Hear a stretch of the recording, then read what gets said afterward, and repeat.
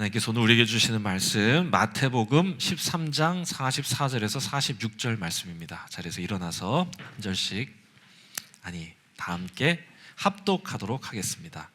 44절에서 46절 한 목소리로 합독하겠습니다. 시작. 천국은 마치 밭에 감추인 보화와 같으니 사람이 이를 발견한 후 숨겨두고 기뻐하며 돌아가서 자기의 소유를 다 팔아 그 밭을 사느니라.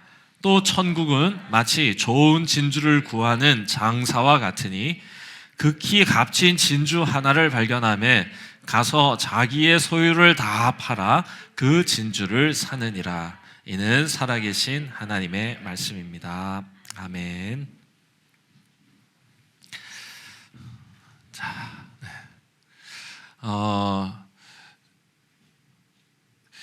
오늘은 이 천국에 대해서 같이 얘기를 좀 해보겠습니다. 밭에 이제 감추인 보화 이런 이 비유를 지금 말씀하시는 건데, 천국은 어떤 곳일까? 아마 다 우리는 각자가 그리고 있는 이미지들이 다 있을 거라 이렇게 생각을 합니다. 그러니까 천국 하면 생각나는 게 아마 이제 반반 정도 될 것 같은데, 반은 천국 그러면은 죽어서 가는 하나님 나라 생각합니다. 저는 그래서 이거 한 5대5 정도는 돼야 된다, 우리 신앙 안에서. 왜? 이 땅에서의 잠깐 허락된 생명의 시기를 지나서 시간이 없는 무한하고 영원한 참되고 거룩한 그 나라에 다시 우리는 돌아가게 될 것이거든요. 이 꿈이 없으면 실은 우리의 신앙, 오늘을 사는 우리의 신앙도 흔들릴 수밖에 없습니다. 근데 또 하나, 이제 그것만 생각하면 문제인데, 또 하나 나머지 절반은 우리에게 허락된 이 짧은 생명의 시기 동안 우리에게 생명 주신 분의 뜻을 따라 그분의 나라를 이곳에 세워가는 것. 그러니까 이것을 통해서 그분께 영광을 돌리는 것도 생각을 해야 돼. 그러니까 천국 그러면은 여러 사람들이 굉장히 다양한 이미지를 그린다는 게 이제 이런 겁니다. 어떤 사람은 이쪽 생각하고 어떤 사람은 이쪽 생각하고, 어떤 사람은 이거 필요 없다고 그러고 어떤 사람은 이거 필요 없다고 그러고 이러니 안 돼! 반반이어야 됩니다. 반반이어야 돼. 근데 이제 대부분 사람들이 어릴 적에 이제 교회학교에서 부르던 노래 있죠. 돈으로도 못 가요 하나님 나라, 힘으로도 못 가요 하나님 나라, 거듭나면 가는 나라 하나님 나라, 믿음으로 가는 나라 하나님 나라. 가사 기가 막히게 지었다. 이런 가사들을 보면은 하나님 나라의 이미지보다는 하나님 나라의 의미를 더 강조한 듯한 느낌이 듭니다. 근데 이제 일반적인 사람들에게 천국 하면은 떠오르는 이미지 이렇게 물어보면 다들 이제 뭘 얘기하냐? 빛으로 가득한 보석으로 장식된 거대한 성을 생각합니다. 왜 그런지 아세요? 자, 근거를 말씀드릴게요. 요한계시록 21장의 새하늘과 새 땅에서 이제 새 땅의 모습을 쫙 묘사할 때 거기에 하나님의 영광의 빛이 가득하고 그곳에는 홍보석과 녹보석과 뭐 이런 게 나와. 그래서 이제 그 그림을 그리는 거고, 한 20년 전쯤에는 사후세계를 경험하고 왔다고 하는 독특한 사람들이 제법 있었어요, 전 세계적으로. 근데 그 사람들은 또 뭐라고 얘기하냐? 갔더니 거대한 황금으로 된 진짜 거대한 건물이래요. 어마어마하게 거대한. 왜 자꾸 거대한 걸 강조했냐? 요한복음 14장에 보면, 요한복음 14장 6절에 내가 길이요 진리요 생명인데 내가 너희가 거할 처소를 준비하러 간다, 이제 요 말씀이 있어요. 그러니까 이제 예수님께서 저 천국에 가신 거야. 가서서 뭐 하시는 거냐?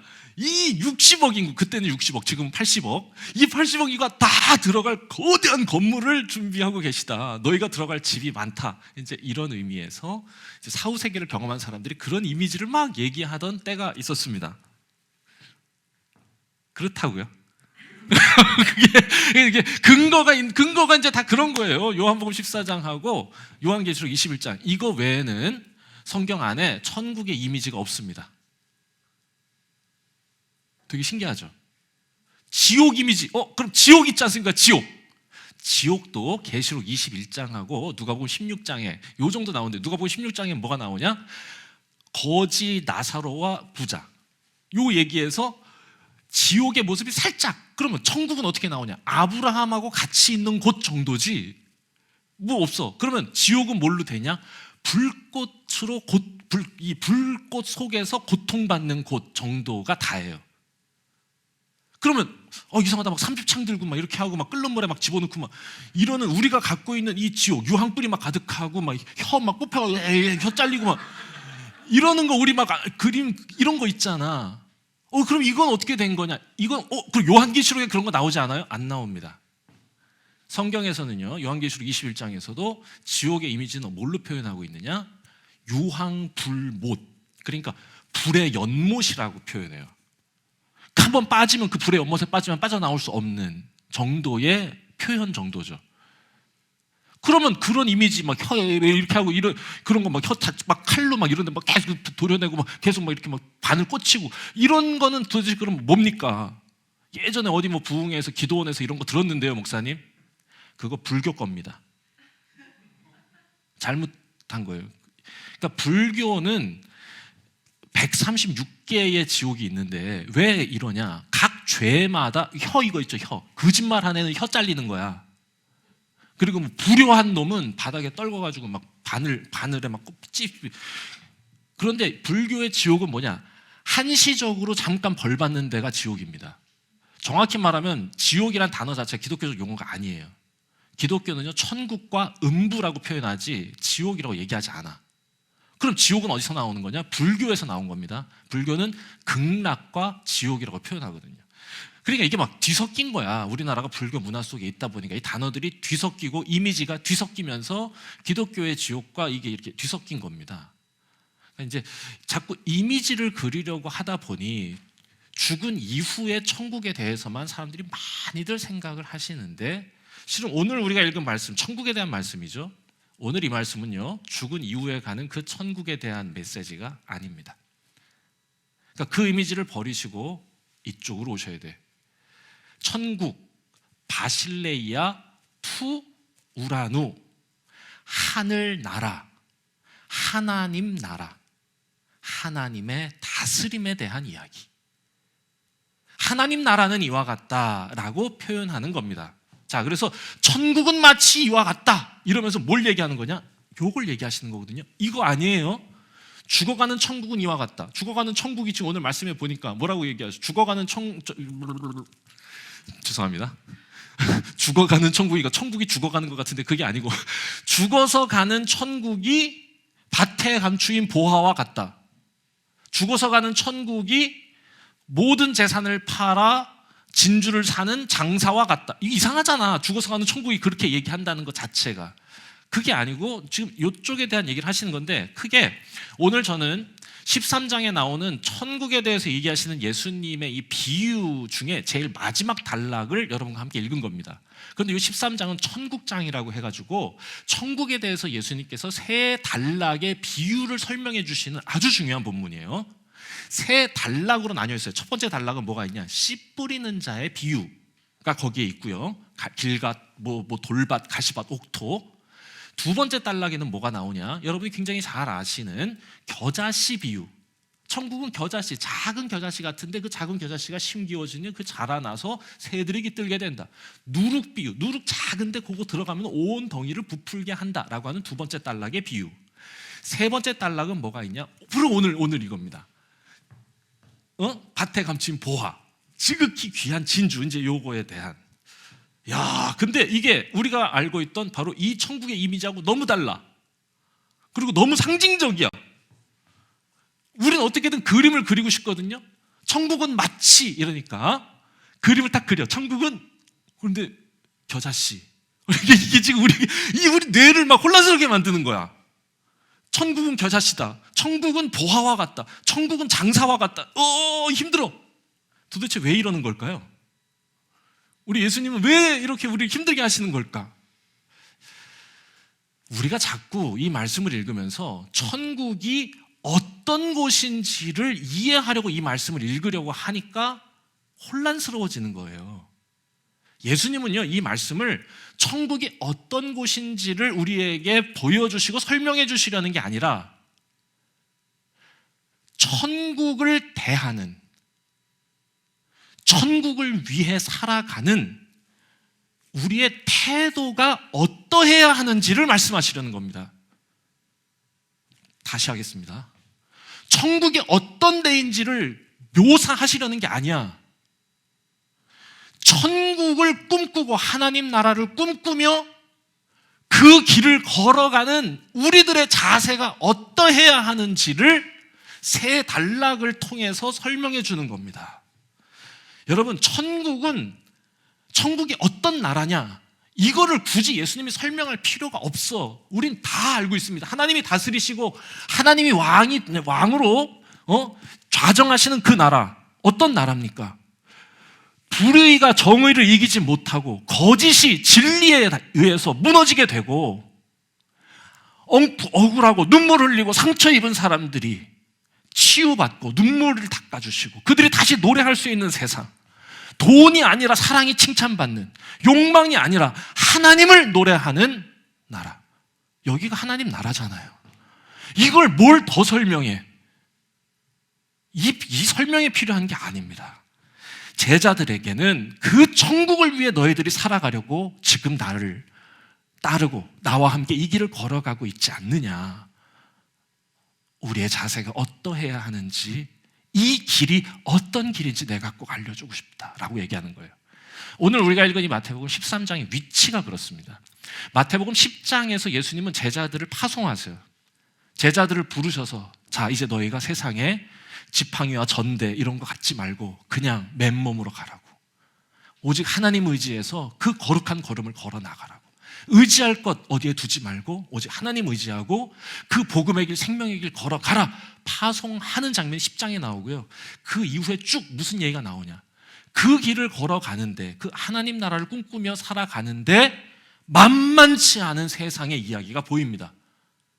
유대 이 지도자들이 예수님을 반대하고 세례 요한이 붙잡혀가지고 막 목 따이고 이런 얘기가 그 이 13장 주변에 탁 포진해 있는 거야. 그러니 하나님 나라의 길을 걸으려 하는 그 첫걸음을 내딛는 이 제자들에게 꼭 얘기해주고 싶은 게 있는 거죠. 얘들아, 이 길이 이런 길이야. 그래서 여러분 10장에서 뭐라 그러냐? 내가 너희에게 화평을 주려는 게 아니야. 하나님 나라의 꿈을 꾸고 이 길을 걸어간다는 거 화평의 길이 아니야. 검의 길이야. 너 혼자 하려고 그러지 마. 수고하고 무거운 짐진 자들아. 너 혼자 네 힘으로 하려고 그러지 마. 나랑 같이 내 멍에를 치자. 내가 도와줄 거야. 내가 같이 할 거야. 어머니하고 형제들이 찾아왔을 때 누가 내 형제고 자매냐? 아버지의 뜻대로 행하는 너희가 내 형제고 내 자매고 내 어머니다. 야, 이거 마치 진짜 막 가슴이 끓는,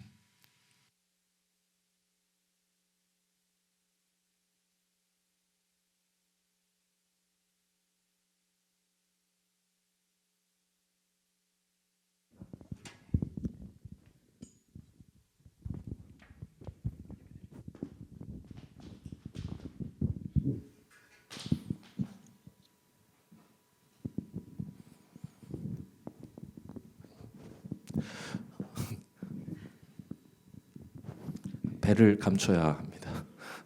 들킬 뻔했어요. 뭔가 굉장히 가슴 뛰는 순간이잖아요, 지금. 와, 뭔가 느껴져요. 독립투사들이 나라의 독립을 위해서 자신의 인생을 걸려고 하는 바로 그런 그 뭔가 이 기계, 이런 게 느껴지는 순간이 바로 이 마태복음 10장에서부터 13장 사이에 나타나는 일입니다. 그때 예수님께서 말씀하시는 거예요. 하나님 나라를 꿈꾸며 가는 길에 이런 마음 가져야 한다. 천국은 맞지. 하나님 나라를 꿈꾸며 나아가는 길은 맞지. 라고 설명해 주시는 세 가지 이야기.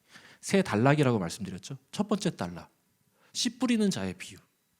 천국은 씨 뿌리는 자 같겠어요? 설마? 천국을 살아가는, 하나님 나라를 꿈꾸며 살아가는 자는 씨 뿌리는 자의 마음을 가져야 한다는 거죠. 여러분, 여기서 이 씨 뿌리는 자의 마음이 뭘까요? 비유는 어렵지 않거든요. 어렵게 자꾸 해석하려고 그러면 복잡해지는 겁니다. 뒤에 나오는 이 해석은 실은 성서학자들은 뭐라고 얘기하느냐? 후대에 추가된 거라고 그래요. 정말로 예수님이 하셨던 말씀은 비유 그 자체에 있는 것 같습니다. 예수님의 비유가 정확하게 우리에게 말씀하시는 거 우리는 한 번에 알아챌 수 있어요. 씨를 열심히 뿌린다고 다 열매 맺는 게 아니야. 그거 쉽잖아. 이게 뭐 이렇게 복잡해? 이걸 뭐 해석이 필요합니까 이게? 그래서 저는 첫 번째 마음은 뭐냐? 씨를 뿌리는데 좋은 씨를 뿌린다고 다 자라나고 열매 맺는 게 아니니까. 아무리 씨가 좋아도 밭이 나쁘면 자라지 못하는 거야. 그러니까 진리의 씨앗, 생명의 씨앗 갖고 있으면 열심히 파종은 해. 하지만 네 예상과 다르다고 절대로 낙심하지 마. 포기하지 마라고 말씀하시는 겁니다. 하나님 나라를 꿈꾸며 걸어가는 이 길, 이런 마음 가져야 돼. 낙심하지 마. 너희가 갖고 있는 그 진리의 씨앗 맞아. 너희가 가진 그 하나님의 나라의 꿈, 그거 맞는 거야. 당장 반응이 안 오고 네 기대와 다르다고 해서 낙심하는 건 어리석은 거야. 그건 하나님 나라를 꿈꾸며 살아가는 자의 자세가 아니야. 무너지지 마라고 얘기해 주시는 거죠. 너가 심는다고 무조건 자라는 게 아니라 밭이 좋아야 되고 하나님이 자라게 하셔야 되는 거야. 여러분, 그게 하나님 나라를 대하는, 하나님 나라를 꿈꾸는 우리 모두의 마음가짐이어야 한다는 거죠. 바울이 고린도 교회에 이렇게 편지 쓰지 않았습니까? 나는 심었고 나는 씨앗을 뿌렸고 아볼로는 물을 줬는데 하나님께서 자라나게 하셨다니. 그런즉 심는 이나 물 주는 이 아무것도 아니고 자라게 하시는 이는 오직 하나님뿐이니라. 이 얘기를 하시는 겁니다. 지금 예수님이. 너희들이 가진 그 꿈이 잘못된 게 아니야. 낙심하지만 마. 끝까지 가자. 두 번째 마음. 두 번째 이 비유 단락엔 뭘 얘기하시는 거냐?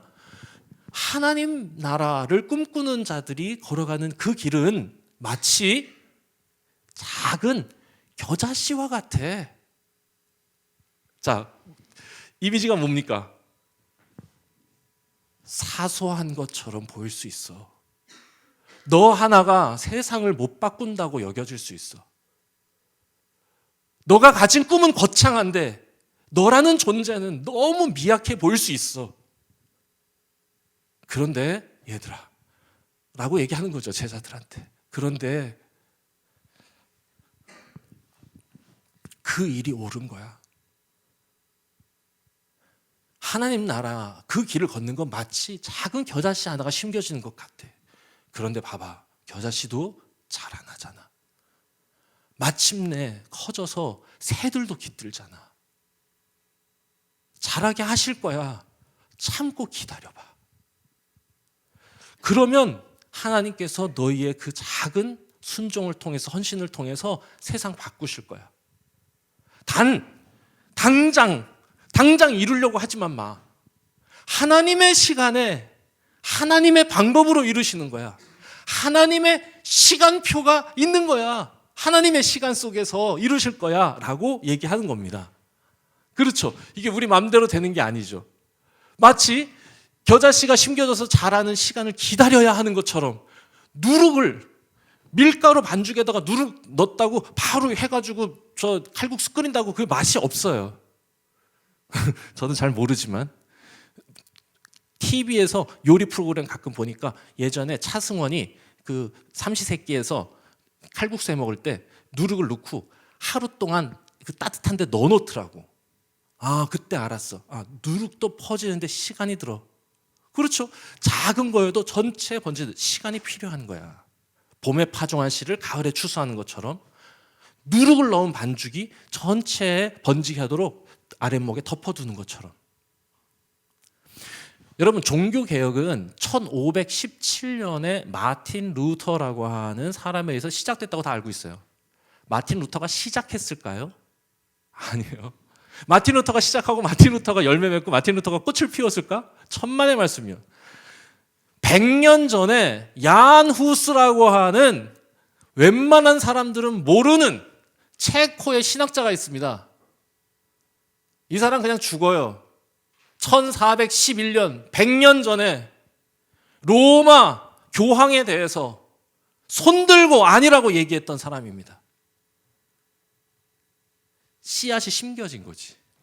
체코의 그 구석퉁이에 그 작은 한 신부가 손들고 아니라고 외쳤던 그게 씨앗으로 심겨져서 자라나다가 언제 꼽힌 거냐? 1517년에 꼽힌 겁니다. 갈라디아서 6장 9절, 우리가 선을 행하되 낙심하지 말지니 포기하지 아니하면 때가 이름에 거두리라. 여러분, 예수님의 제자들이 이런 마음 갖기를 원한 겁니다. 너 시간표에 맞추려고 하지 마. 하나님의 시간표에는 관심 없고 자기의 시간표에만 관심이 있던 대표적인 사람이 야고보와 요한이죠. 그래서 엄마 데리고 와서 지금 당장 우리 애들에게 좋은 자리 달라고 청탁도 했던 거죠. 그들에게 말씀하시는 거예요. 기다려. 너희가 지금 하는 일은 작게 보이고 너희가 얻고 싶은 건 커 보이는데 아니야. 하나님 나라의 꿈을 꾸고 간다는 건 그런 게 아니야 라고 설명해 주시는 겁니다. 여러분, 이건 진짜 심각한 건데요. 이 마음이 없는 사람들은요, 이것 가지고 장난치고 이것 가지고 사기치는 겁니다. 저는 어려서부터 교회에서 자랐고 교회를 사랑했고 지금도 교회를 섬기고 있잖아요. 어렸을 때부터 제가 제일 싫어하던 게 뭐였냐면 치유 집회, 성령 은사 집회. 저는 이걸 감당할 수가 없죠. 이거 좋아하시는 분 계신가? 잠깐 물 한 잔 하고.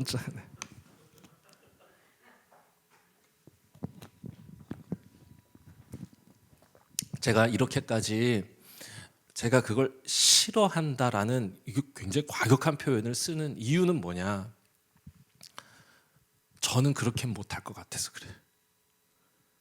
1월 22일 주일 예배 신유 집회로 열겠습니다. 웃음이 나지 벌써. 그쵸? 말도 안.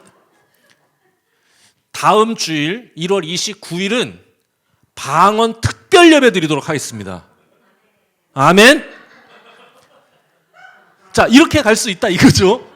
자, 이게 어디가 왜 문제겠나? 이게 성령께서 치유해 주시고 성령께서 방언 주시는데 이게 뭐가 잘못됐어요, 목사님? 이라고 얘기할 수 있겠지만 아주 심각한 하나가 있어요. 맞아요. 주시는 분 하나님이시라는 거 맞아요. 그런데 여기에서 완전히 잘못된 딱 하나, 지금 맥락을 보세요. 뭐? 내 시간표잖아. 1월 22일에는 치유가 있어야 되고 1월 29일에는 방언이 있어야 돼? 누구 맘대로? 내 맘대로잖아. 여러분, 이게 진짜 하나님을 두렵고 떨리는 마음으로 모시고 그분의 뜻을 따라 살겠다고 하나님 나라의 꿈을 꾸며 살아가는 자의 자세입니까? 인간의 욕망의 조급함과 종교 사기꾼의 탐욕이 만나서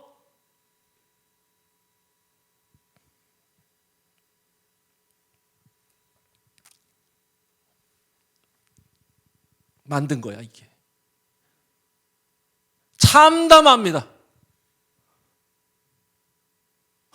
정말 감당할 수가 없어. 저는 그거를. 죄송. 방언은 하나님이 주시는 거니까 나의 진실함과 나의 간절함이 하나님의 시간과 만날 때 그때 주시는 거지. 방언 아카데미를 다닌다고 얻을 수 있는 게 아닙니다. 세파크. 우리 성도들이 이미 다 알죠. 세파크. 세게 빠르게 크게 한다고 해서 되는 게 아니야, 그게.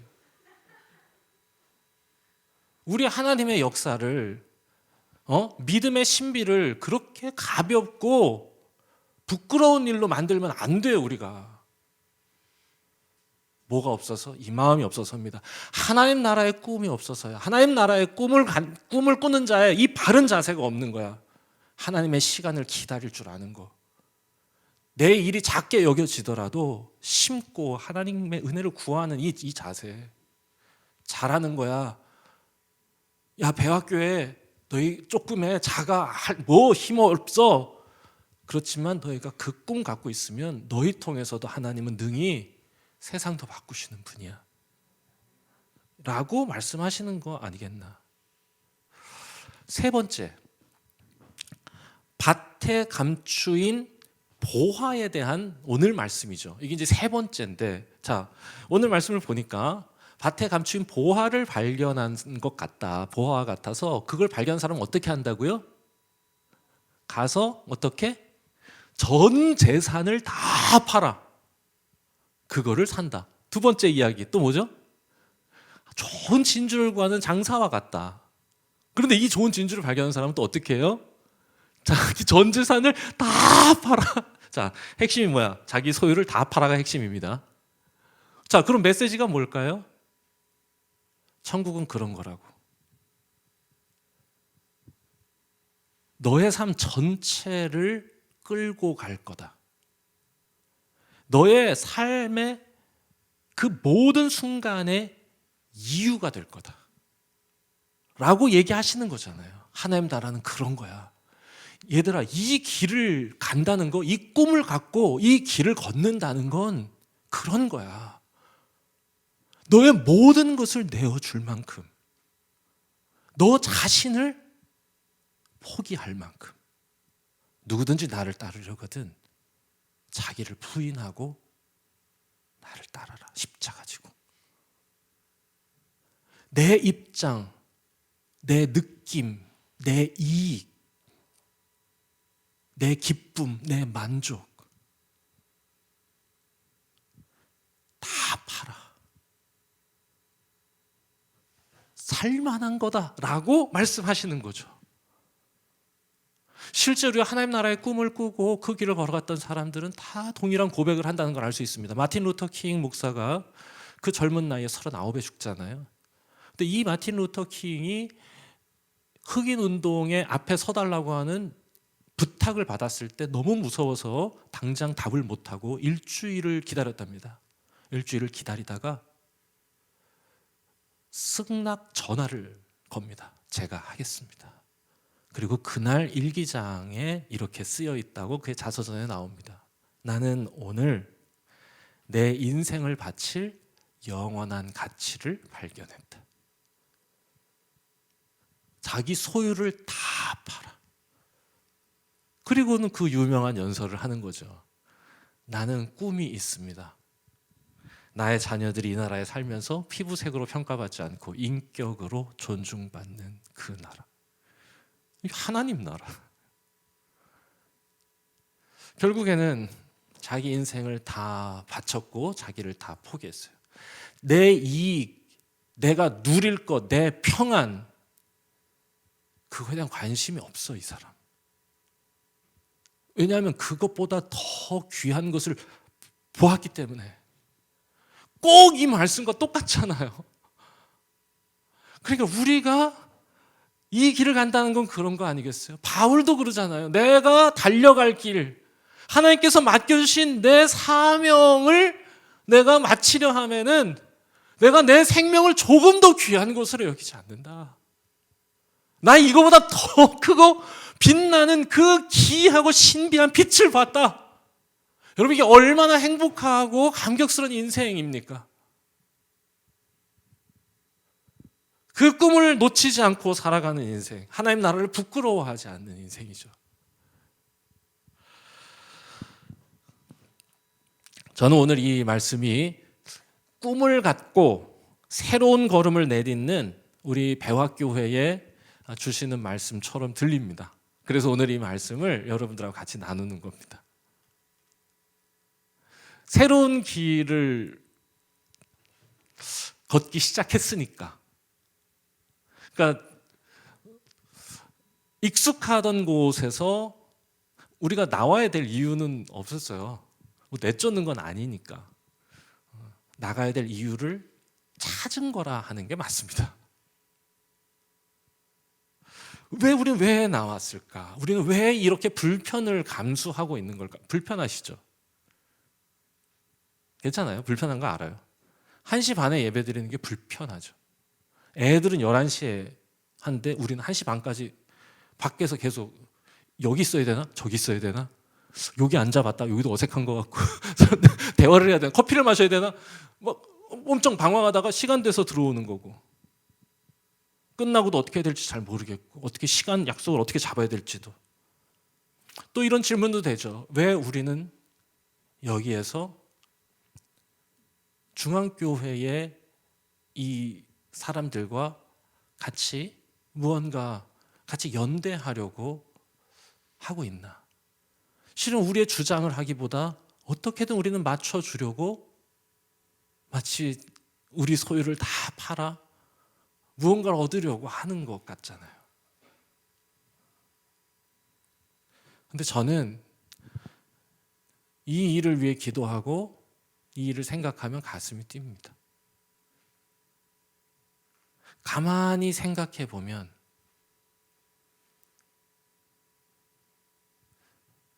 하나님 나라 꿈이겠다. 굳이 나올 이유, 굳이 불편을 감수해야 할 이유, 그 모든 것에 이유가 생긴 거죠. 배화만을 위해서 온 것도 아니고 우리만을 위한 선택이었다면 부끄러워서 심장이 쪼그라들었을 겁니다.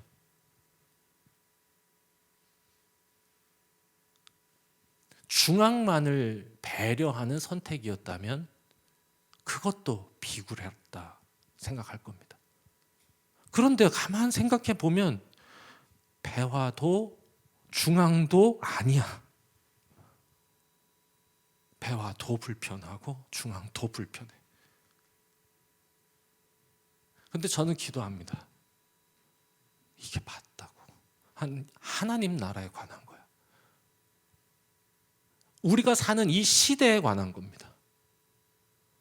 그리고 작은 우리가 허락된 시간 속에서 감당할 수 있는 최선의 꿈을 시도하는 겁니다. 그래서 저는 오늘 이 말씀을 이 일을 시작하는 우리 모두가 새겼으면 좋겠어요. 좋은 씨를 열심히 우리는 뿌릴 겁니다. 하지만 반응이 예상과 다르다고 낙심하지 않겠습니다. 최선을 다해 일하겠습니다. 내려놓겠습니다. 맞추겠습니다. 변화되겠습니다. 하지만 당장 이루겠다는 조급함은 갖지 않겠습니다. 나를 위한 마음은 모두 내려놓겠습니다. 하지만 적당히 하려는 마음은 품지 않겠습니다. 이게 오늘 우리가 이 말씀을 하나님 앞에서 들으면서 생각하고 다짐해야 할 일이 아닌가. 그리고 우리 작은 교회에 주신 크고 위대한 비전과 꿈이 아닌가 생각해 봅니다. 이런 꿈을 가진 교회에서 목사로 또 설교자로 설 수 있게 돼서 영광입니다. 함께 주신 사명, 우리 작고 부족하지만 끝까지 이 길 잘 감당해 나갈 때 하나님께서 주시는 은혜를 모두 누릴 수 있으면 좋겠습니다. 자, 우리 찬양하겠습니다.